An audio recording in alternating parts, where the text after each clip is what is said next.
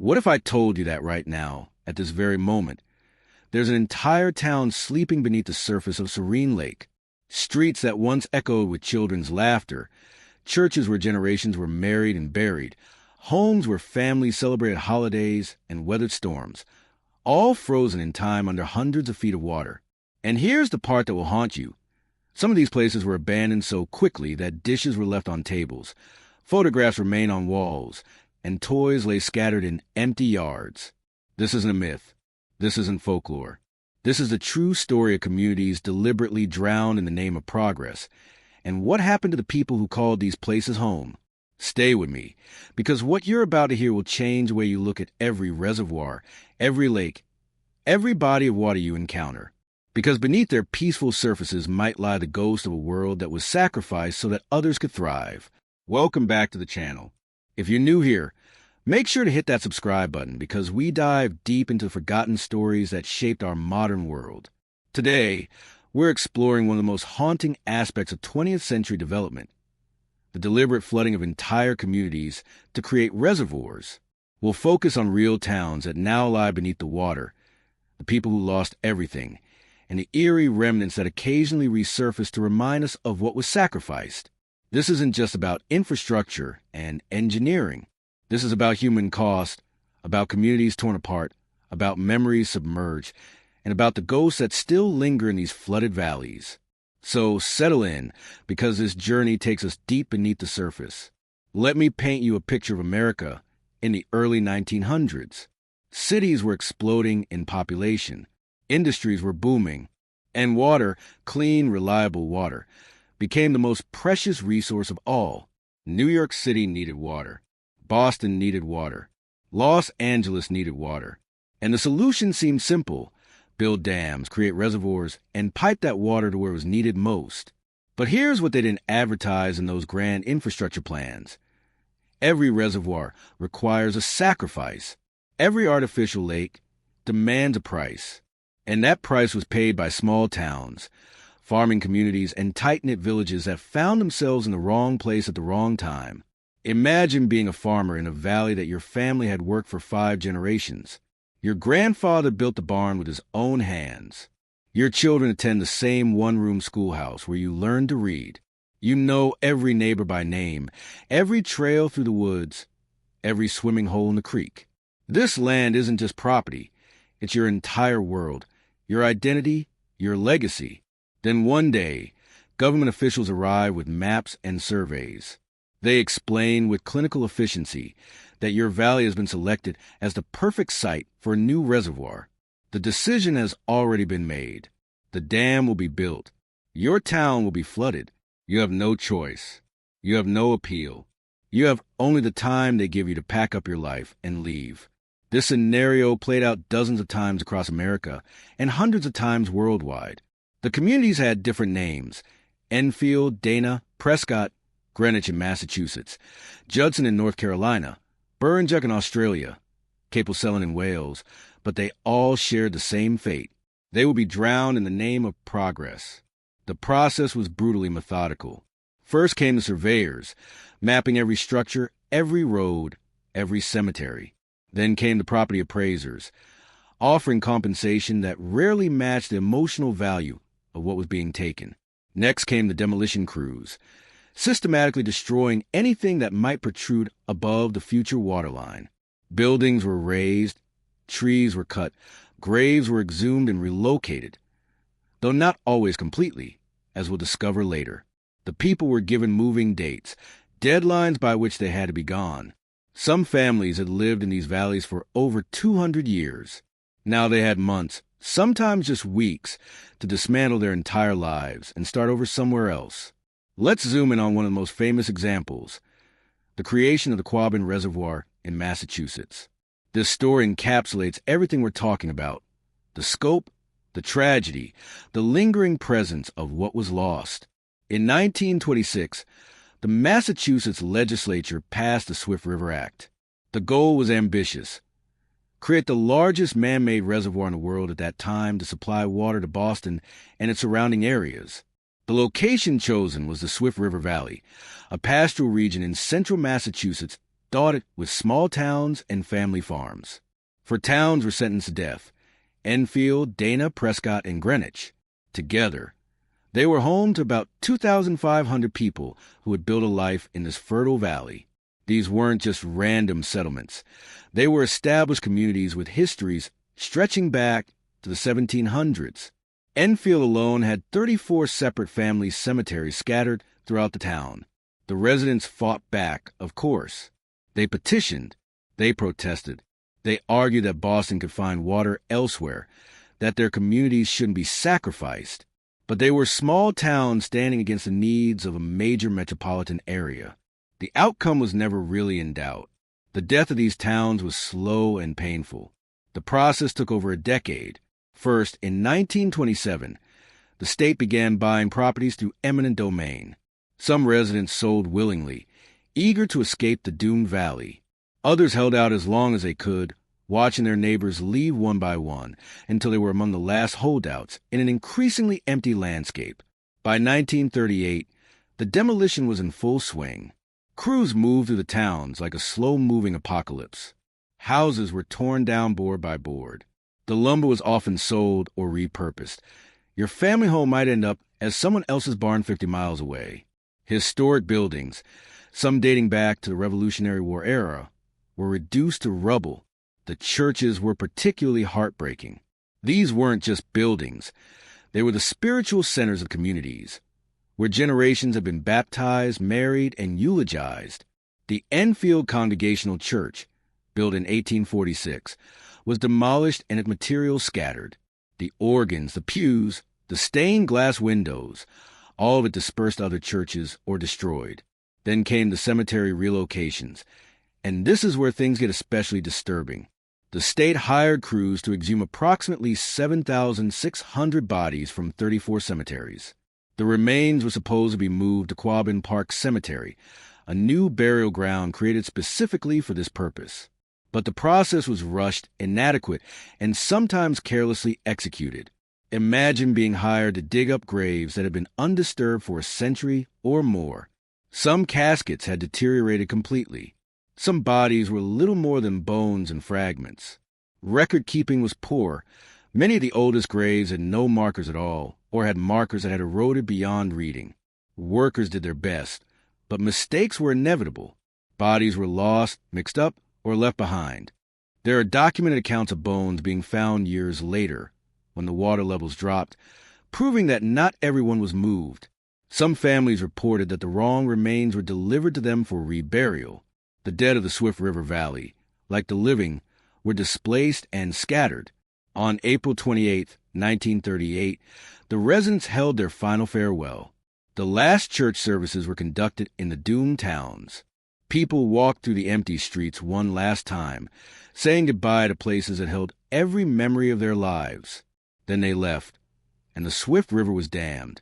The flooding didn't happen all at once. It took 7 years for the Quabbin Reservoir to fill completely. During that time, as the water slowly rose, it must have been surreal for former residents to visit and watch their old world gradually disappear beneath the surface. First the roads flooded, then the foundations of buildings, then the trees, until finally nothing remained visible but water stretching to the horizon. What happened to the 2,500 people displaced by the Quabbin? This is a part of the story that often gets overlooked, but it's crucial to understanding the human cost of these projects. Some families moved to nearby towns, try and stay close to where they'd always lived. They'd pass by the reservoir on their way to work, knowing that beneath that water was the house where they grew up, the school where they learned, the store where they shopped. It was a constant reminder of what they'd lost. Others scattered across New England and beyond, starting over in places where nobody knew their history or understood what they'd been through. Imagine trying to explain to new neighbors that your entire hometown was at the bottom of a lake. It sounds like fiction, but it was their reality. The psychological impact was profound. These weren't people fleeing disaster or choosing to relocate for opportunity. They were forcibly displaced, their communities erased from the map. Many experienced what we now recognize as a collective trauma. Depression was common. Alcoholism increased. Families that had been close-knit for generations found themselves separated by distance and unable to maintain their old bonds. The children suffered especially. Kids who'd grown up playing in the woods and swimming in the swift river suddenly found themselves in unfamiliar towns, attending new schools where they were outsiders. They'd lost not just their homes, but their entire social world, their friends, their familiar places, their sense of belonging. Some displaced residents formed reunion groups and held annual gatherings, trying to maintain some connection to their lost communities. They'd share photographs, tell stories, keep the memory alive. But as the years passed and the older generation died off, these reunions grew smaller. The living memory of the drowned towns was fading. There's a particularly poignant detail that survivors often mentioned: the loss of their sense of place. We all orient ourselves by landmarks, by familiar routes, by the geography we know intimately. These people lost all of that overnight. Their mental maps of the world, the shortcuts they knew, the seasonal changes they'd observed for decades, the way light hit certain hills at sunset, all of it was gone, replaced by an alien landscape of water. The Quabbin is just one example. This phenomenon of deliberately flooded communities happened worldwide, and each case has its own tragic story. In Italy, there's a village of Curon Venasta partially submerged in 1950 to create a reservoir. The strangest sight? The church bell tower still protrudes from the water, standing alone like a tombstone marking the grave of the town below. In winter, when the lake freezes, people can walk out to the tower and peer down into the ice, seeing the submerged village beneath their feet. Legend says that on certain quiet days, you can still hear the church bells ringing under the water, though the bells were removed before the flooding. Locals attribute the sound to the ghost of the town, calling their people home. In China, the Three Gorges Dam project displaced over 1.3 million people and flooded hundreds of towns and villages, some with histories going back thousands of years. Ancient temples, archaeological sites, and entire cities now lie beneath the reservoir. The Chinese government called it necessary for development and energy production, but the cultural loss was staggering.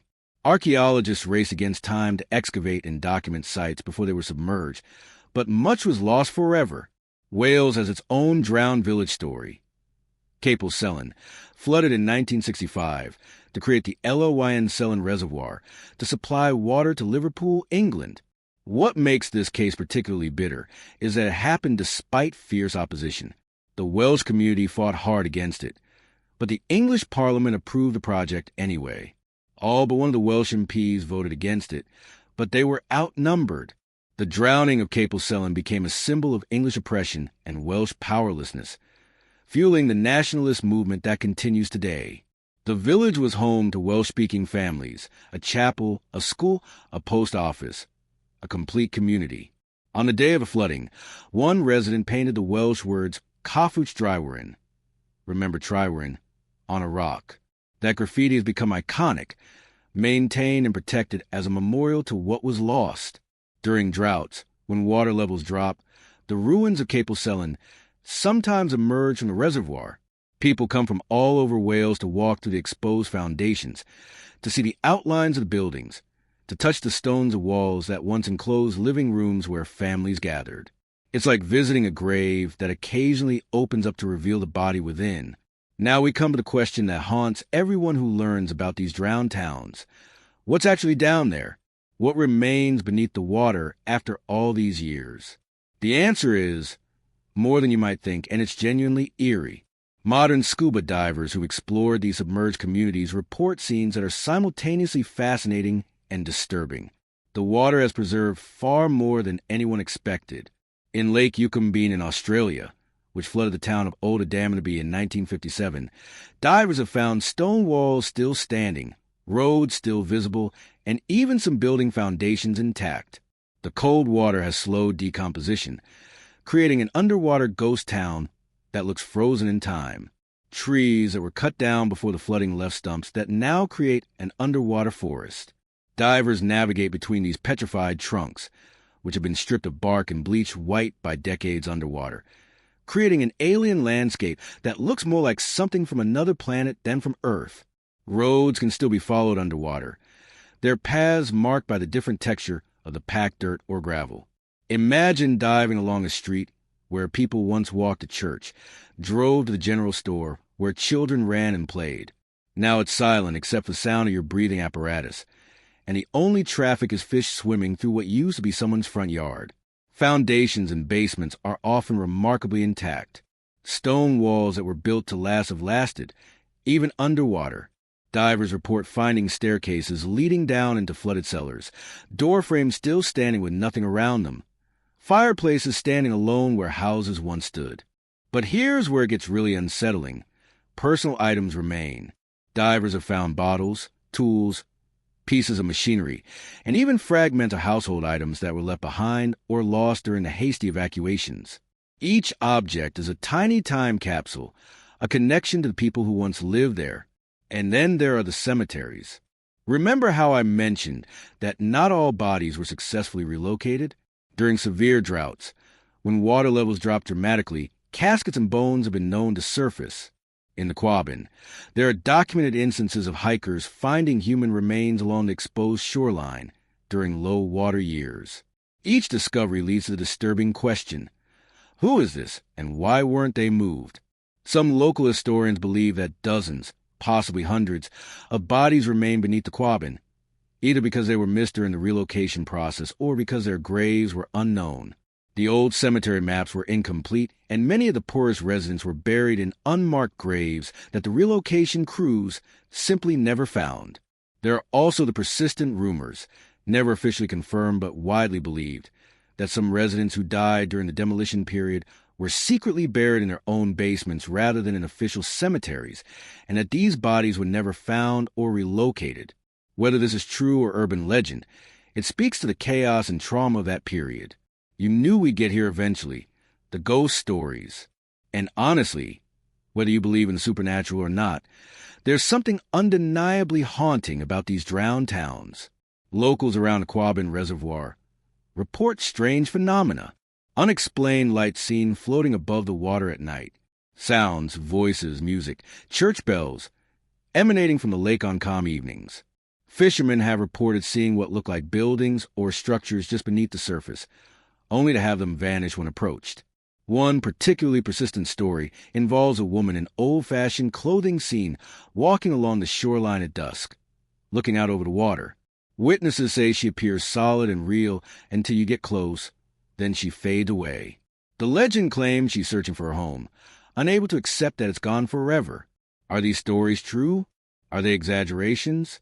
Are they the product of suggestion and expectation? It doesn't really matter. What matters is that people feel the presence of something lost, something unresolved. The psychological weight of knowing you're standing over a drowned community creates its own kind of haunting, whether or not any actual ghosts are involved. There's a term in psychology, solastalgia, the distress caused by environmental change to one's home. The people displaced by these reservoir projects experienced an extreme form of this. And perhaps, in some metaphysical way, their grief, their attachment to place, their unwillingness to let go has left an imprint on these locations. The ghost stories might be the human psyche's way of acknowledging that something terrible happened here, that this peaceful-looking lake is also a grave marker for entire communities. Every few decades, during severe droughts, the drowned towns have their moment of resurrection. The water level drops, sometimes by dozens of feet, and the past emerges from the depths like something from a nightmare. In 2016, during a severe drought in Spain, the village of Esridu emerged from the reservoir that had covered it for 30 years. Suddenly, the church was visible again, its roof gone but its walls still standing. The houses could be seen, their empty windows like hollow eye sockets. Streets appeared, along with the stone bridge that had been the pride of the village. People came from all over to walk through the ruins. Former residents, now elderly, returned to see their childhood homes. They walked down streets they hadn't seen in decades, touching walls they thought they'd never touch again. Some wept, some took photographs. Some just stood in silence, overwhelmed by the rush of memories. One man in his 70s was filmed standing in what had been his parents' house. He pointed to where the kitchen had been, where his bedroom had been, where the family had gathered for meals. Then he broke down crying, saying, It's like visiting a grave, except the body has come back to life for just a moment. When the rains eventually returned and the water level rose again, the village sank back beneath the surface. But for a few months, it had lived again, a ghost made temporarily solid. The Quabbin hasn't experienced drought severe enough to expose the old town sites, but engineers and historians know what's down there. Using sonar and underwater mapping technology, they've created detailed surveys of the reservoir floor. The maps show the roads, the foundations, even individual structures. It's like having an X-ray of a buried civilization. Some people argue that these sites should be protected as archaeological resources, that divers should be allowed to explore and document them before they deteriorate completely. Others feel that these are essentially mass graves, both literally, because of the bodies that weren't relocated, and figuratively, because entire communities died there, and should be left undisturbed out of respect. Let's talk about the bigger picture. These drowned towns represent a particular moment in history when society decided that the needs of the many outweighed the rights of the few, when progress, development, and modernization were considered justification enough to erase entire communities. Was it necessary? From a purely utilitarian standpoint, maybe. Boston needed water. Los Angeles needed water. Growing cities required infrastructure. Without these reservoirs, millions of people would have suffered from water shortages, and urban development would have been severely constrained. But was it just? That's a much harder question. The people who were displaced didn't volunteer for sacrifice. They weren't offered meaningful alternatives or given real choices. Eminent domain laws meant that their property could be taken whether they agreed or not. The compensation they received rarely covered the true value of what they lost. How do you put a price on your family's history, on your sense of belonging, on the only home you've ever known? Moreover, there's a pattern to who gets displaced by these projects. It's almost never wealthy communities or politically powerful constituencies. It's small towns, rural areas, places with little political clout. In the case of Capel in Wales, it was a Welsh-speaking village flooded to benefit an English city. In China, it was rural farming communities displaced for urban benefit. In the American South, when TVA dams were built, it was often black communities that were flooded with little fanfare or compensation. This is environmental injustice playing out in real time, repeatedly, across decades and continents. The people with the least power bear the greatest cost, so that people with more power can benefit. There's also the ecological cost that wasn't fully understood at the time. Flooding valleys destroys habitats. It changes river ecosystems. It affects weather patterns. Species are lost. And all of that destruction is permanent. You can't just drain a reservoir and expect the original ecosystem to return.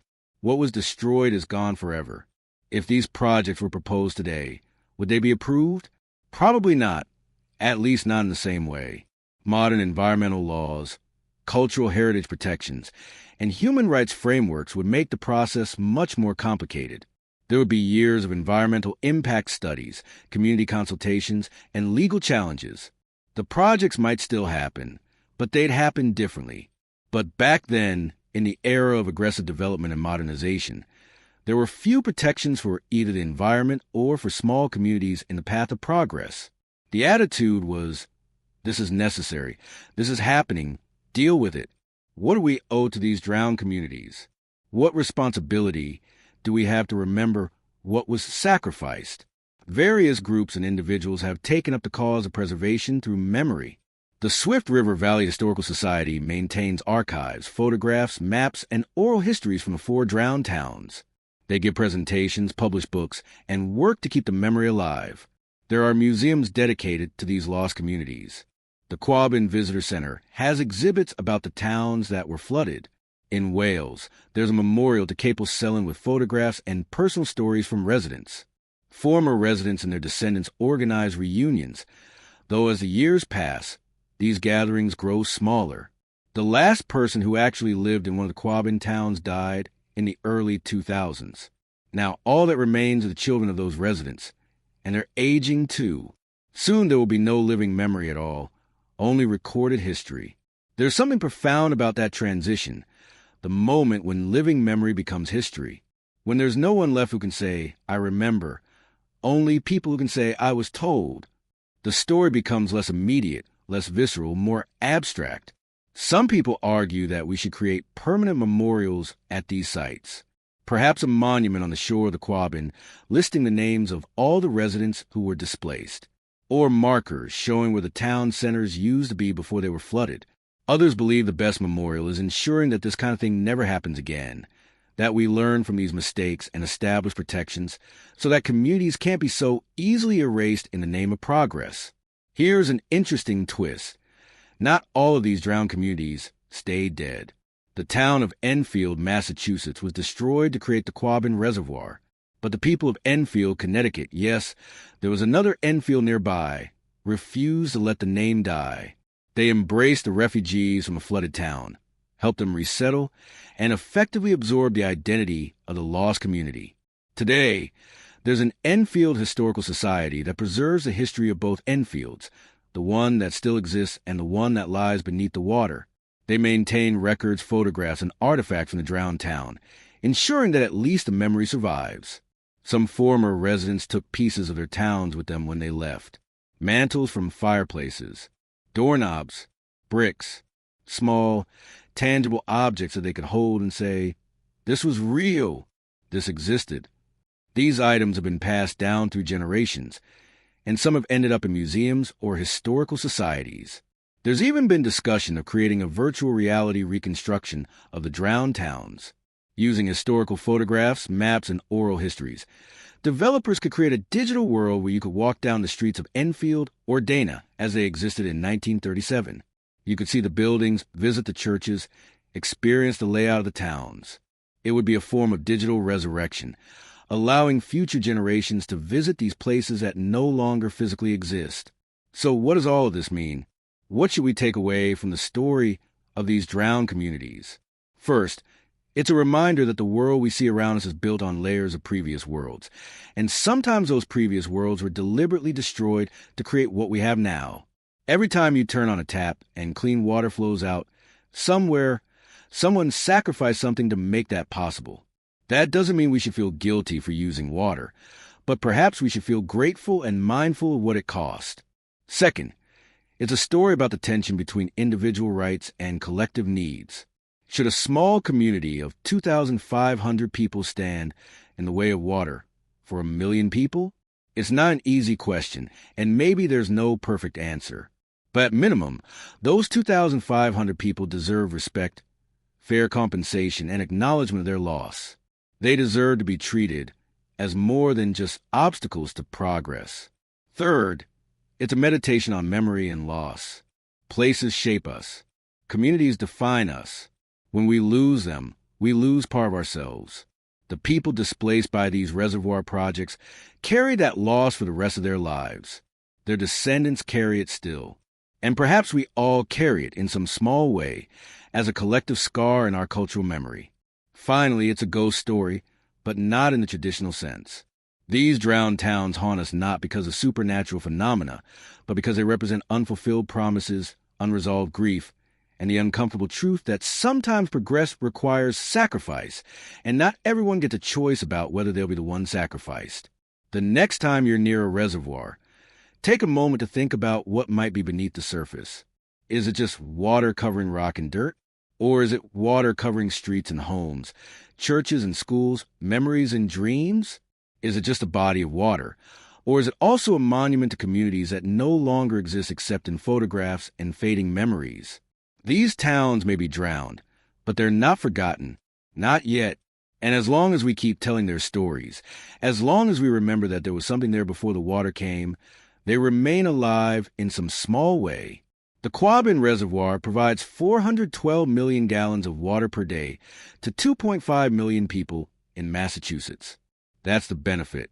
But beneath those 412 million gallons lie 4 towns, 2,500 displaced people, 7,600 relocated graves, and countless stories of loss and disruption. That's the cost. Whether the benefit outweighs the cost is something each of us has to decide for ourselves. Before you go, I want to ask you something. If your hometown was going to be flooded tomorrow, if you had to pack up everything, leave behind every familiar place, every memory, every connection, what's the one thing you absolutely couldn't leave behind? What object, what photograph, what possession would you grab to preserve some piece of the life you built there? Think about that for a moment. Because for 2,500 people in Massachusetts and thousands more around the world, that wasn't a hypothetical question. It was reality. If this story moved you, if it made you think, if it changed the way you'll look at reservoirs from now on, then hit that subscribe button. We dive deep into forgotten histories, the stories that don't make it into textbooks, but that shape the world we live in today. There are hundreds more stories like this one waiting to be told, and I'll be here every week bringing them to you. Drop a comment and let me know. Did you know about these drowned towns before today? Have you ever visited a reservoir and wondered what was beneath the surface? And what do you think? Was the sacrifice worth it, or could we have found another way? Thanks for listening. I'll see you in the next one. And remember, sometimes the most important stories are the ones that were buried, so we can forget them. Our job